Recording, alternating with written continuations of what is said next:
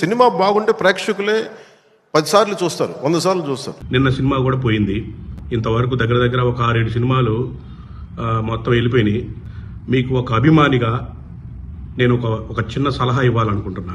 అంటే హీరోకి పనికిరారు సార్, మీరు హీరోకి పనికిరారు, 100% పనికిరారు. ఎందుకంటే షేప్ అవుట్ అయిపోయినాయి, మొత్తం బాడీ లాంగ్వేజ్ షేప్ అవుట్ అయిపోయింది. ఒక విలన్ పాత్ర వేసేయాలి. ఒక విలన్ పాత్ర వేస్తే గ్యారంటీగా విలన్ పాత్ర కానీ, లేదంటే విలన్ కింద తోక ఉంటారు చూసావా, తోక పాత్ర సినిమాలలో 100% మనం హిట్ కొడతాం. కొట్టకపోతే అప్పుడు సార్, గ్యారంటీ కొడతాం.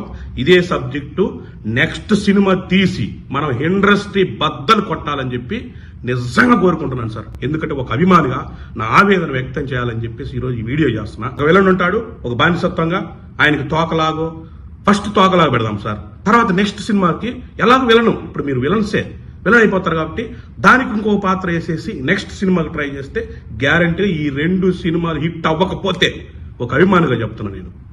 థ్యాంక్ యూ సార్, నా సలహాలు పాటించండి. ఖచ్చితంగా మనం హిట్ కొడతాం, కొట్టి తీరుతాం, ఇండస్ట్రీ బద్దలయ్యేటట్టు.